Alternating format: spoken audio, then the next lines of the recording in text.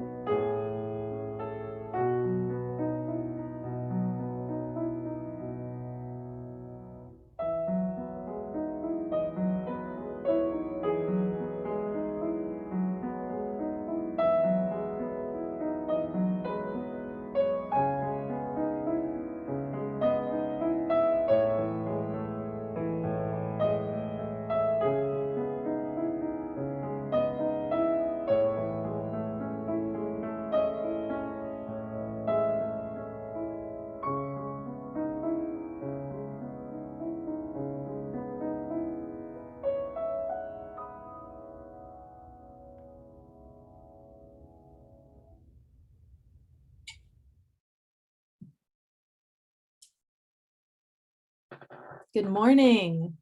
My name is Amanda Hayes, and I serve as your Justice Coordinator.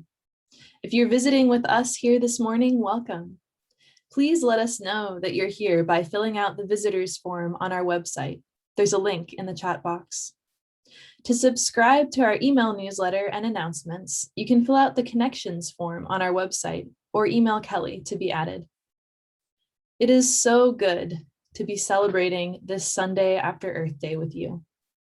As Unitarian Universalists, our relationship with the earth is a central justice issue and also has great spiritual significance.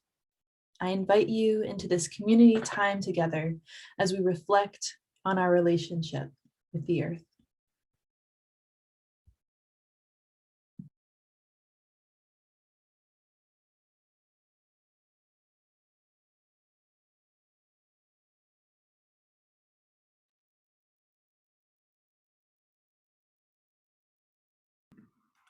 Thank you, Amanda. It is so good to have you here with us this morning. If you have a candle or chalice nearby, I invite you to bring it close so that we can light our chalice together. I will be lighting the chalice here in our sanctuary. I invite you to say our words together. Our words this morning to light our chalice are by Paul Sprecher. We light this chalice for the web of life which sustains us, for the sacred circle of life in which we have our being, for the earth, the sky, above and below, and for our Mother Earth, and for the mystery.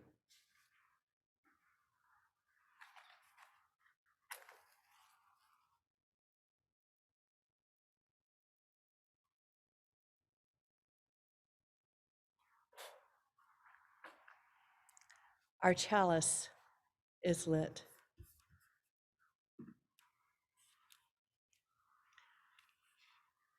The web of life that not only sustains us physically through air, food, water, and so much more, but also spiritually through its beauty. Please join in our opening song, number 21, For the Beauty of the Earth.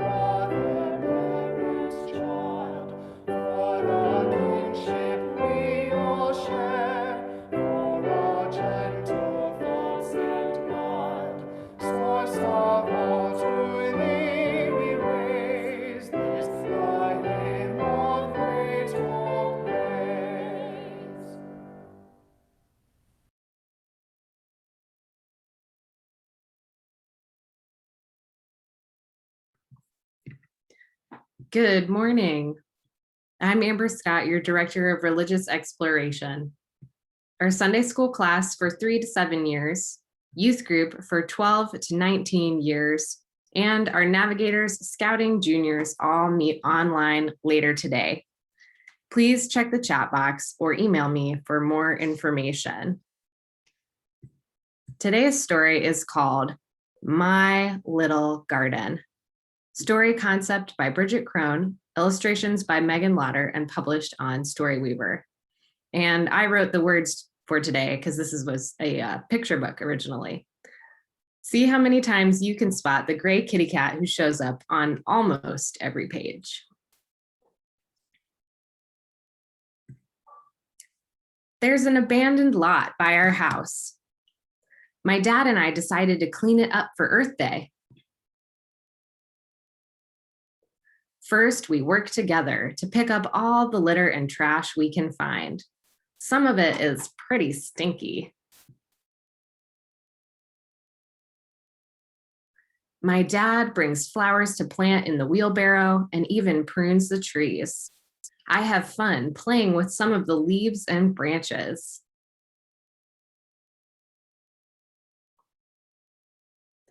Together, we set up a raised garden box and decide to use some of the old car tires to make more planters. The tires remind me of a race car, so I spend some time pretending to drive in the empty garden box.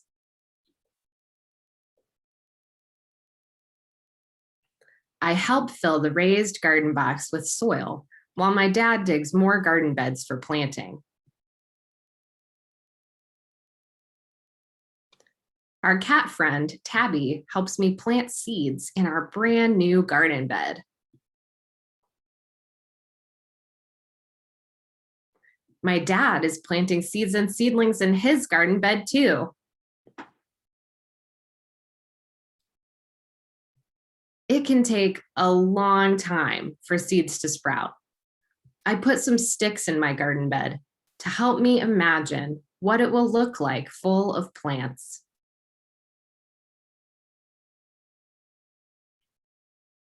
We check on our garden and water our seeds almost every day.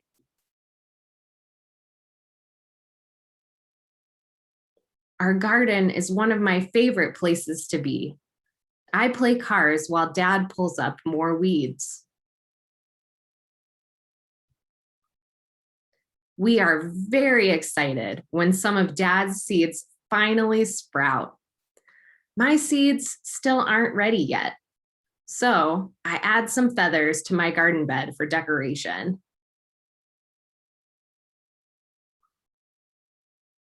A few days later, my seeds have finally sprouted. Hooray!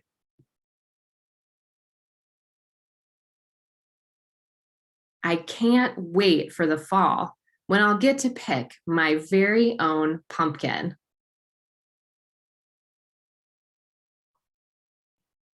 By the end of the summer, our garden is rich and green and full of flowers and vegetables. I wonder what we'll plant next year. The end. In this story, a young kid and their dad work together to make a difference by cleaning up litter and turning an empty space into something wonderful that their whole neighborhood can enjoy. I invite you to think about what you will do to celebrate Earth Day every day. What seeds of change could you plant in your life?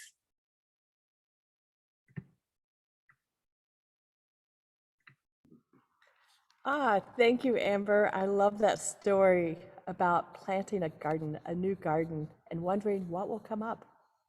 I do wonder what seeds will we plant. On this day, when we think of spring flowers and gardens and the experience of the seasons of the earth, we find ways to share with each other the cycles of our own lives. When we share from our heart, others hear our own truth and our own words. When we are less isolated. Later, during the caring meditation, we will read your joys and sorrows brought forward this morning, and together we will listen. If you have had a significant event in your life recently, please put it in a few words in the chat and select Send to Panelist. You are also welcome to share your joys and sorrows throughout the week on our caring page on our website.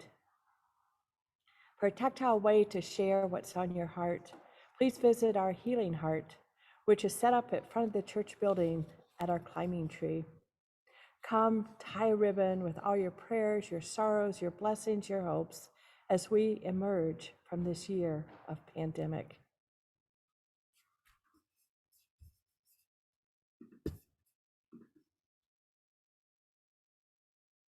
Another way we care for each other is to honor our community. In this season of stewardship, we lift up how our church matters to each of us. This morning, we welcome Don Jones for our stewardship moment. Hi, I'm Don Jones, and I've been attending First UU since Christmas of 2018, when I walked in to find a new community to call my church home for me, my husband, and our two kids, 6 and 7 years old. I love this place for lots of reasons. The opportunity to sing in a big, beautiful choir among and led by incredibly talented musicians. The fellowship of pasta dinners with kids running around and church folk, young and old, sharing stories and laughter. Rainbow Connection meetings, game nights, wonderful auction events. The justice work of so many standing up for racial equity and inclusion and an end to police violence. And especially the resilience and creative spirit of our ministerial team that has shepherded this community through the incredibly difficult past year. I have also been honored to have served on your board of trustees this year and look forward to continuing to serve as we return to our building together to build back better our programs, our platform for justice, and to recovenant and recreate beloved community. Because I have faith we will come back strong and even more closely aligned to our mission and vision, my family has made our pledge for next year. Blessed to have been able to maintain our financial situation during the pandemic, increasing our pledge to help us achieve the bold agenda laid out for the next church year. If you too are in a position to increase your pledge to help us reach our goals for next year, I hope you will do so. And if it has been a difficult time for you this year, whatever you are able to give, even if it is only your presence, it is truly welcomed and appreciated. We all have gifts to give, be it in time, talent, or treasure, and of course, love. Thank you for listening. Your presence here enriches us all. Blessed be.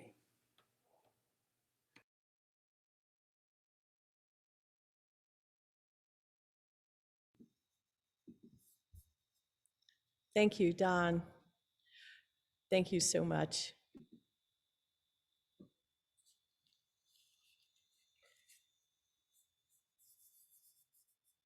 Flower Communion, can you believe this year we are celebrating the 98th anniversary of the flower ceremony that first began in Czechoslovakia, in Prague, at our Unitarian church in Prague in the spring of 1923.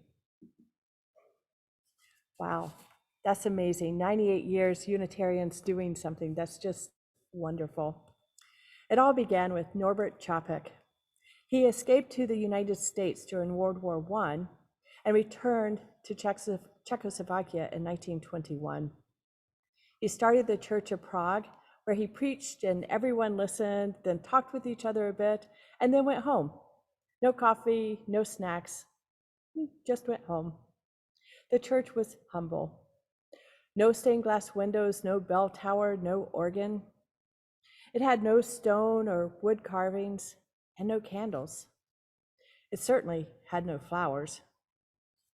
Yet the people met for long hours on hard wooden chairs. It was a plain and simple church. The only complaint that was that people wanted just a bit more spirituality.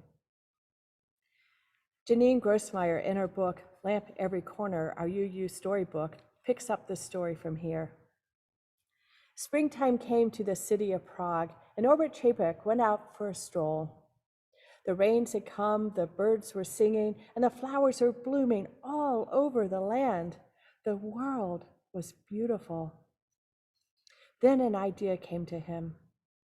Simple and clear, plain as day. The next Sunday, he asked all the people in the church to bring a flower or a budding branch or a twig. Each person was to bring one. What kind, they asked. What color, what size? You choose, he said. Each of you choose what you like. And so the next Sunday came, which was the first day of summer, and the people came with flowers of all different colors and sizes and kinds. There were yellow daisies and red roses, there were white lilies and blue asters, dark-eyed pansies, and light green leaves. Pink and purple, orange and gold, there were all the colors and more. Flowers filled all the vases, and the church wasn't so plain and simple anymore.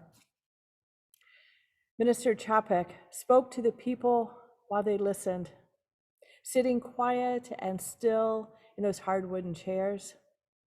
These flowers are like ourselves, he said. Different colors and different shapes and different sizes, each needing different kinds of care, but each beautiful, each important and special in its own way. When he had finished speaking, the people talked a little bit among themselves, and then each chose a different flower from the vases before they went home. That was all, and it was beautiful, and plain and simple as day.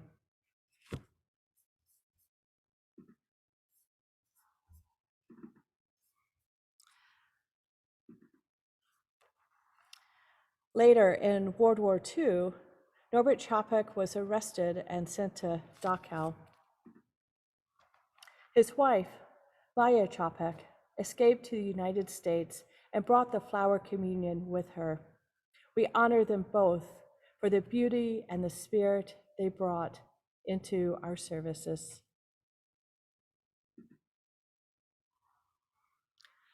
I now invite you to sing Rising Green on this wonderful Earth Day and the day we also celebrate flowers. Rising Green.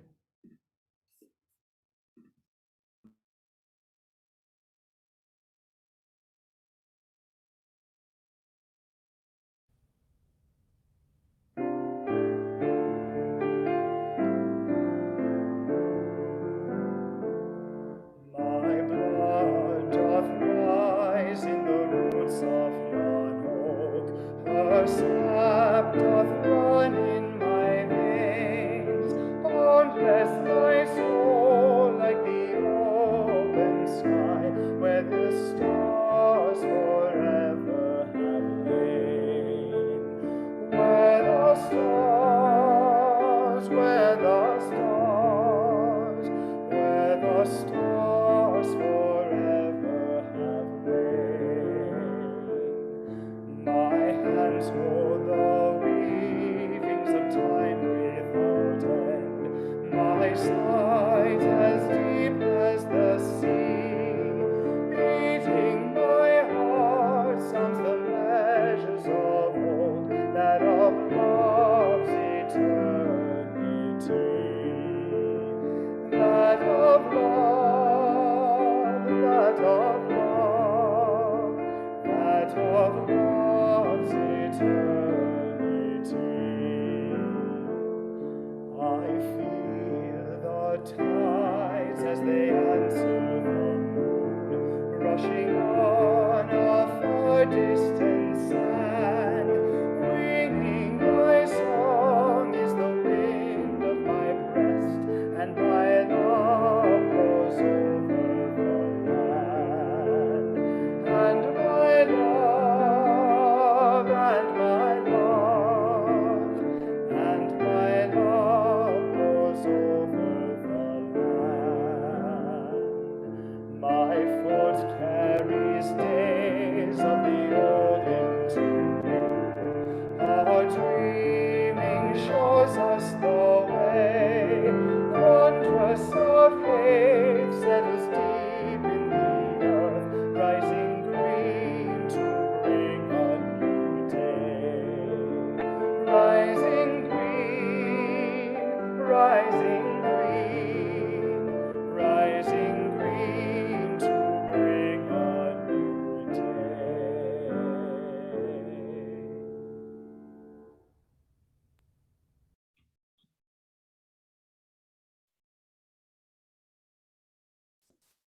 The poetry of Carolyn McDade in Rising Green expresses a connection that many of us feel or long to feel with our earth. My blood doth rise in the roots of yon oak, her sap doth run in my veins. Winging my song is the wind of my breast, and my love blows over the land.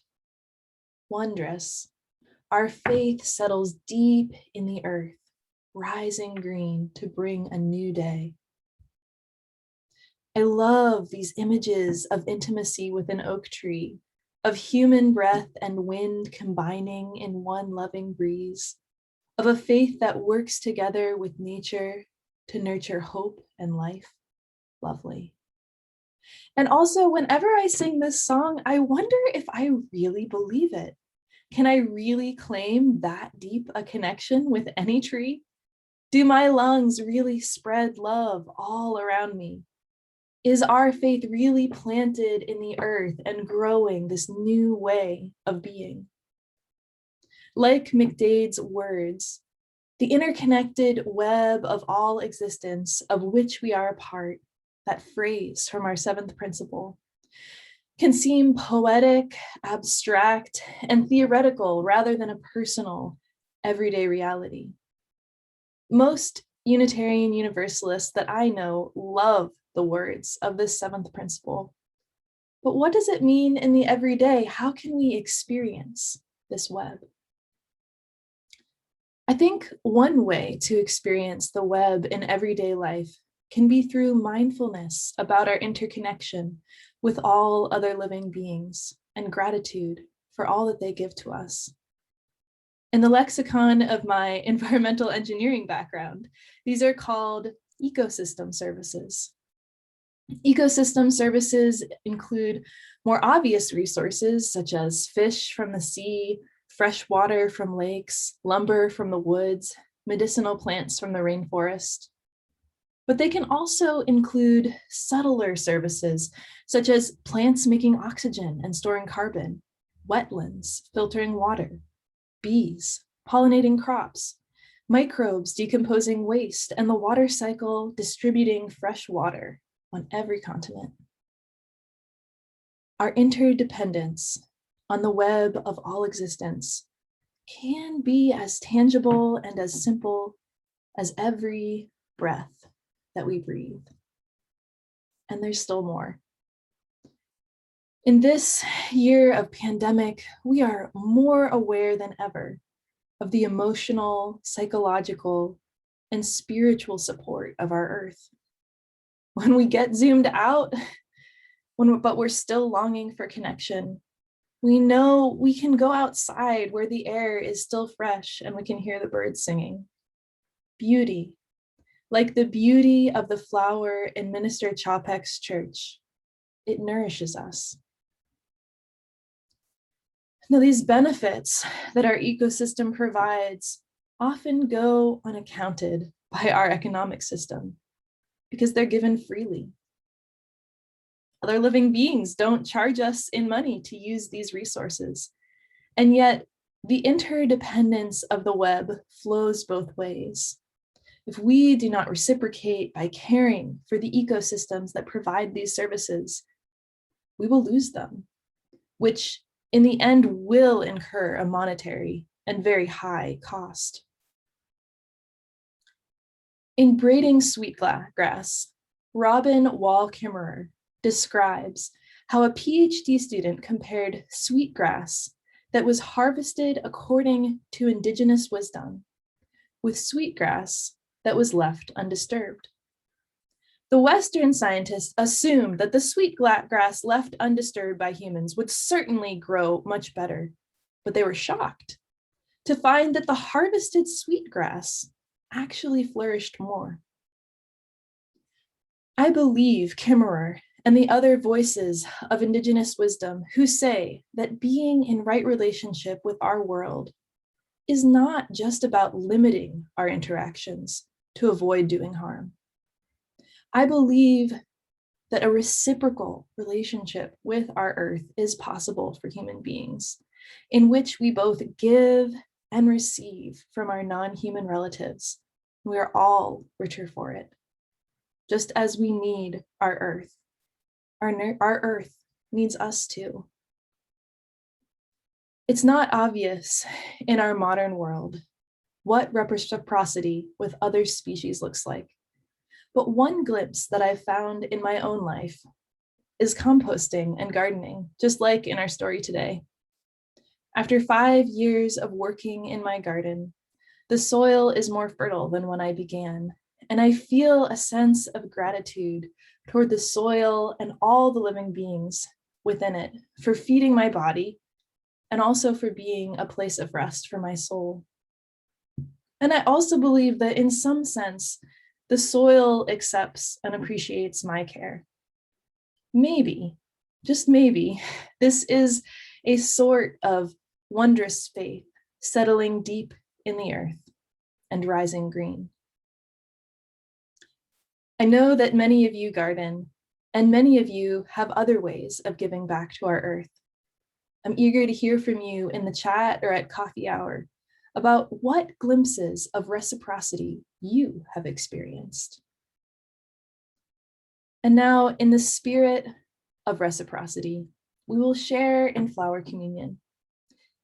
It's not the same as an in-person celebration, but I hope that you will experience flower communion today as a giving and receiving of nourishing beauty nonetheless.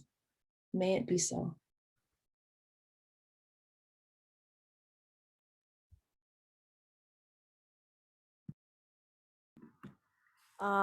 Thank you, Amanda. I always appreciate Amanda because ever since I've known her, she's always had gardening tips and these wonderful things about how we make not just flowers, but vegetables grow that feed us.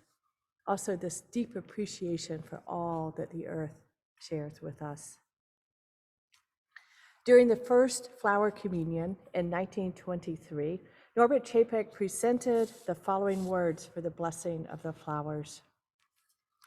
All human beings are created in the name of joy and happiness, but thousands of troubles surround us, tormenting us with sadness.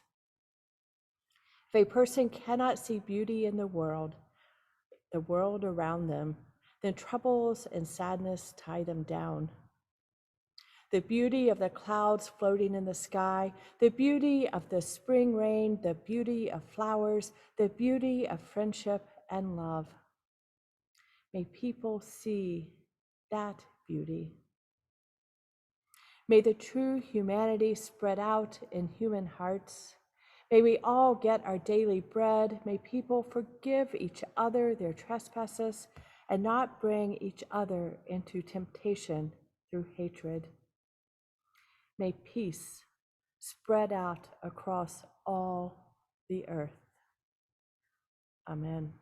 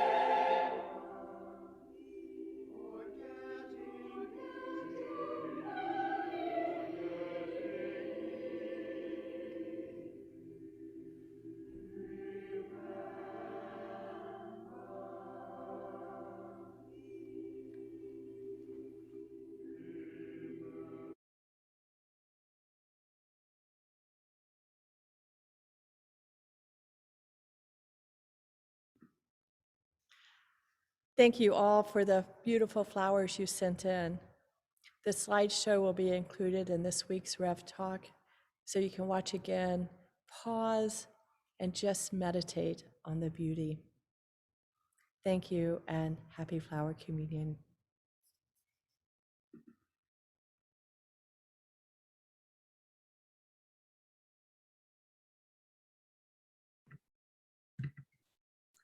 Our church is a community of love, caring, and generosity.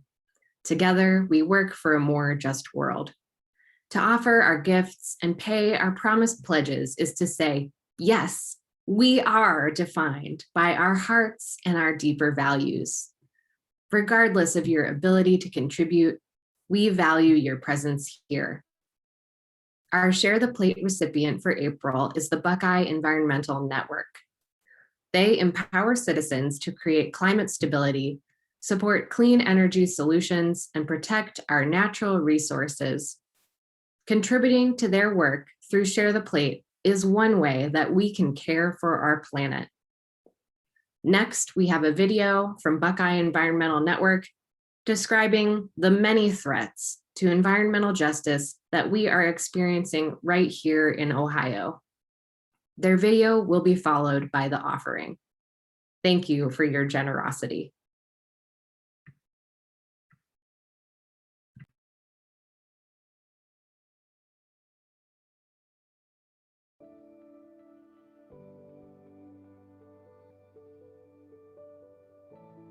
Hi, my name is Mary Aguilera. I'm a statewide organizer for Buckeye Environmental Network. In the Ohio River Valley region, they're basically trying to take the Rust Belt and turn it into the plastic belt. This will include cracker plants that will process the frack gas into ethane, propane, butane, which will be turned into plastic pellets and ultimately single-use plastics. And that's not all. In order to keep these plants running continuously, you need to have stored frack gas. There's a plan to create a cavern under the Ohio River and fill it with the frack gas that is full of cancer-causing chemicals. In order to get it to the storage facility, cancer-causing gas will be shipped on our roads and railways and probably down the Ohio River. This will also cause a massive increase of radioactive waste from this whole process. So between the massive increase in pollution from the plants, compressors, the plastic pellets that will line the banks of the Ohio River and kill wildlife, the imminent threats of spilling highly salinated water and radioactive waste into the river, as well as using a tremendous amount of fresh water and rendering it useless, we are ground zero for the next Cancer Alley #2, and disasters just waiting to happen. On top of all this, we've had fracking going on for decades, and it's produced a tremendous amount of radioactive brine that they are now using to spread on the roads, and studies show it does not work. And they're also injecting it back into the ground in what we call injection wells. And many states have outlawed it, basically this waste. Even though they produce it, they ship it to Ohio because our laws are so bad.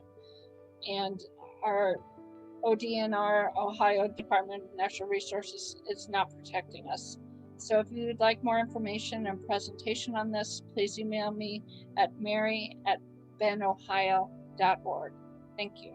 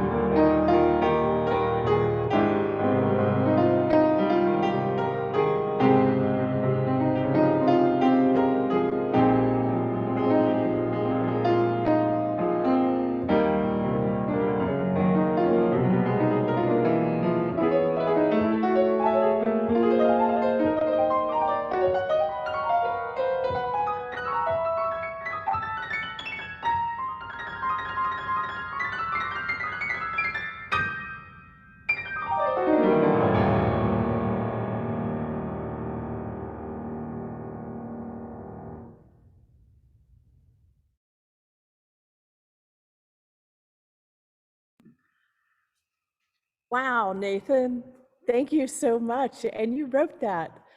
Wow, what a treat. Thank you so much. I always enjoy your music, as many people do. So thank you for sharing with us. This morning, our caring meditation. Galway Kinnell wrote that the bud stands for all things, even for those things that don't flower, for everything flowers from within of self-blessing. Though sometimes it is necessary to reteach a thing its loveliness. You know, it's hard to know when the right time to flower is or the right time to bloom. Some come early and are chilled by the snow and ice. Some come late and dazzle and then shrivel in the summer sun. Our joys and sorrows are like that too. We don't always know their timing. I'm reminded of these days of pandemic, these days of when it's almost over, we have to hurry up and wait. Is it time yet? Can we bloom? Even as our excitement grows, our anticipation, our patience wears thin. And all the time, the ups and the downs, the celebrations and the losses of regular life continue. They continue on their own timing. This morning, we lift up those who will be sending caring cards to. If you would like a caring card sent to someone, please go to our website and go to the caring page. You can enter it there. We lift up Nate Blake, who is a junior in music education at Capital University.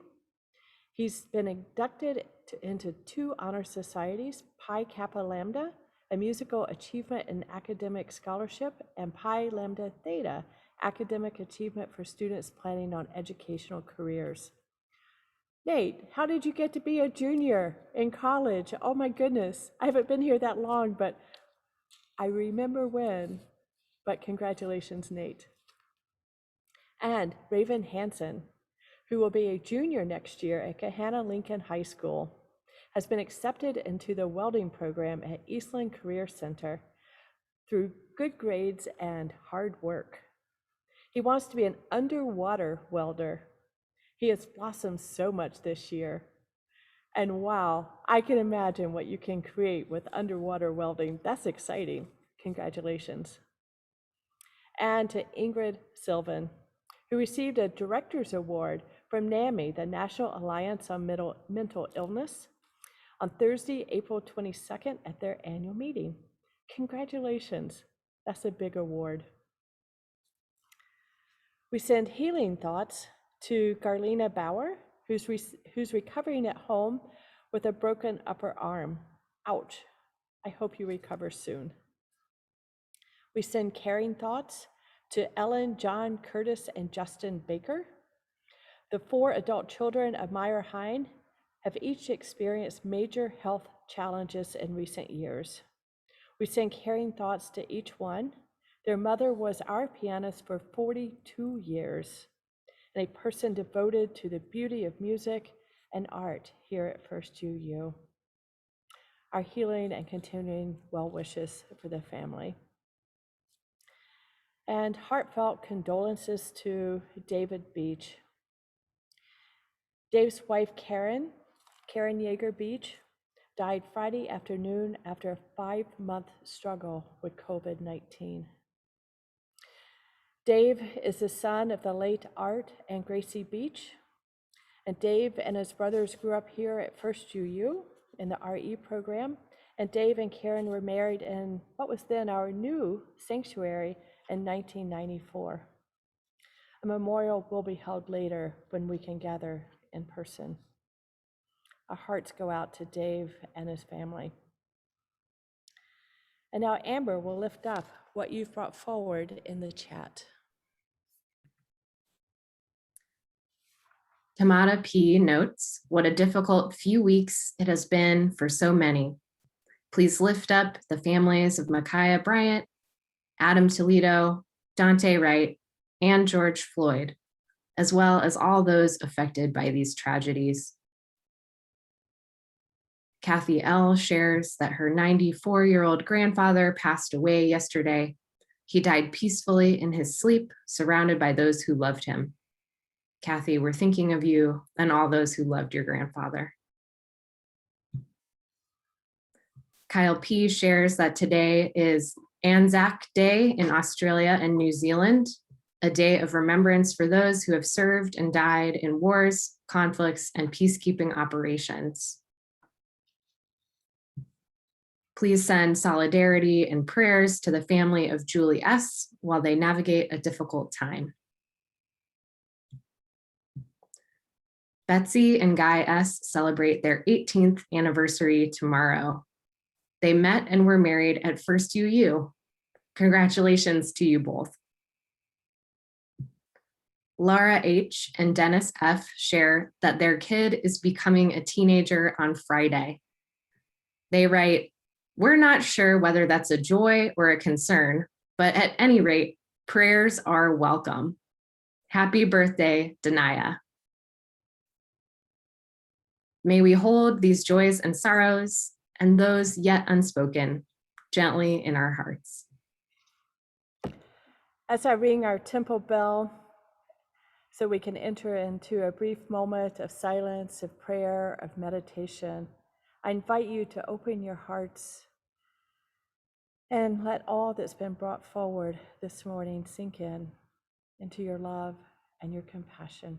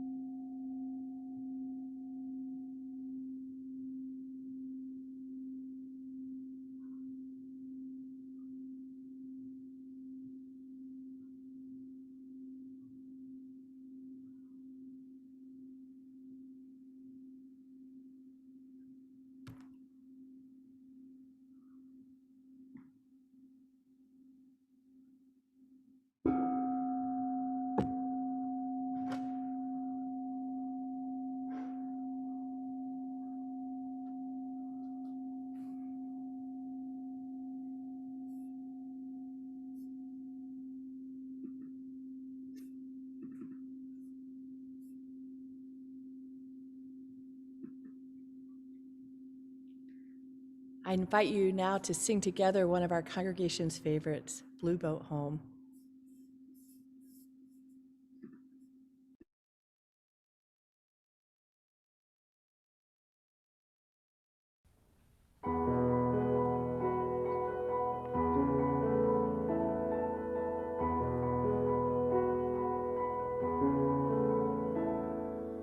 Though below me I feel no motion, standing on these mountains and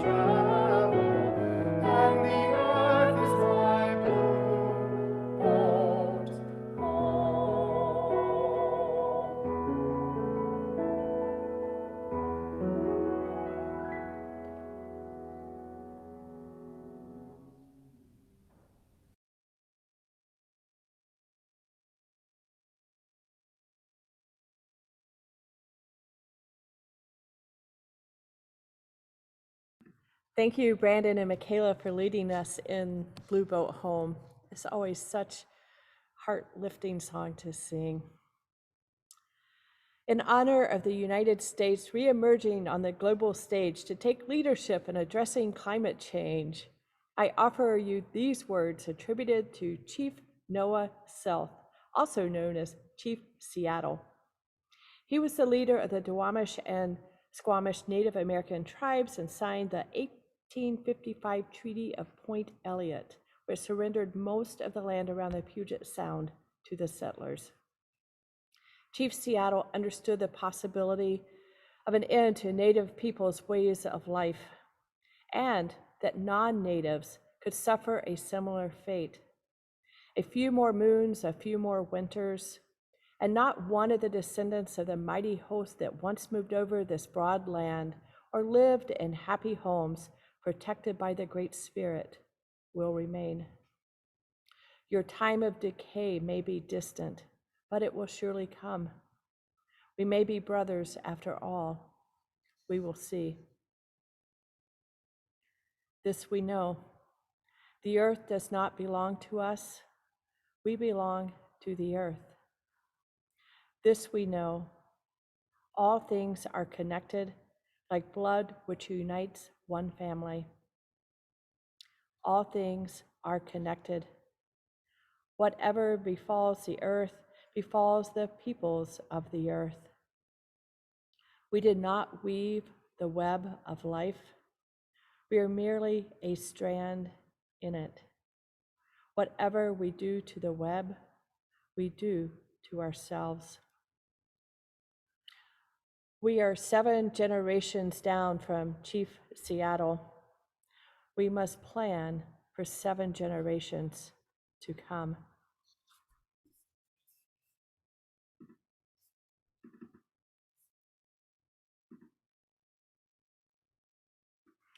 If you have your candle or chalice nearby, I invite you to gather it so we can extinguish it together and say our closing words.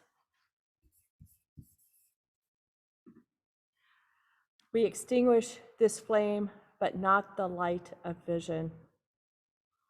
As we go forth, let us heal and transform ourselves and our world through reason and love.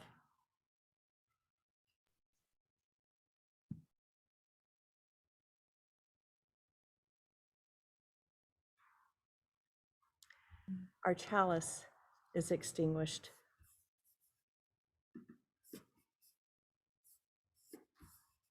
A few announcements this morning. Quick reminder, there is a healing heart hanging from the climbing tree in front of our church building, and it's ready for you to add ribbons representing your prayers and hopes while we mark 1 year of living in pandemic. Please help us come back strong and turn in your pledge form. You can also pledge online on our website, firstucolumbus.org/donate. 2 of our justice partners are planning protests early this week in response to the killing of Ma'Khia Bryant, a 16-year-old Black girl, by Columbus police. Today at 2 p.m., Faith in Public Life is organizing a march beginning at First Congregational Church. And tomorrow, Monday, April 26th at 5:15 p.m., Bread is holding a funeral procession demonstration beginning in the Tifereth Israel parking lot. If you are able, we encourage you to wear a mask and your yellow shirt and join us at one or both events. You can find more information about upcoming opportunities in the chat or by joining our email list. And everyone is invited to coffee hour after the service for fellowship and fun. You can find the link in the chat and in this morning's worship email. Our Justice Action Ministry, JAM for short, is also hosting a coffee hour breakout session about our Central Ohio congregation-based community organization known as BREAD, Building Responsibility, Equality, and Dignity. BREAD's yearly Nehemiah action is coming up on May 11, so please join the regular coffee hour and get the Zoom link if you would like to go to the JAM coffee hour breakout to learn more. Everyone else will enjoy regular coffee hour conversation. See you there.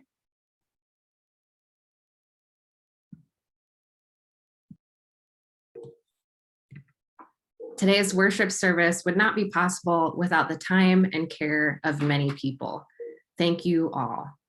Special thanks to everyone who sent in photos of flowers for our flower communion, and also to Nathan Ham for that fantastic piano piece that he wrote. Such beauty in our midst today.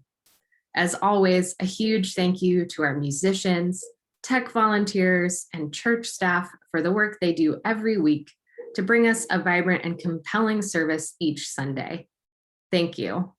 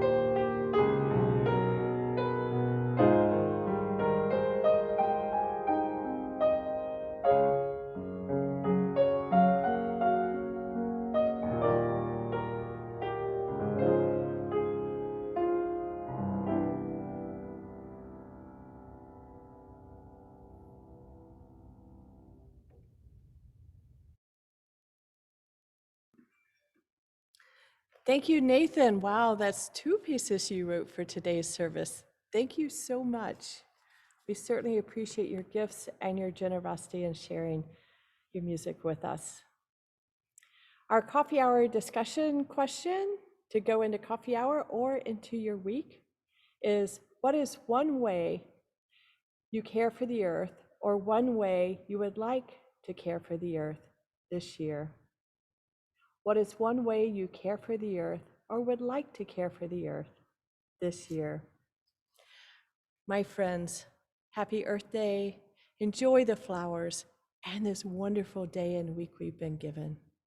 Blessed be. Amen. Go now in peace.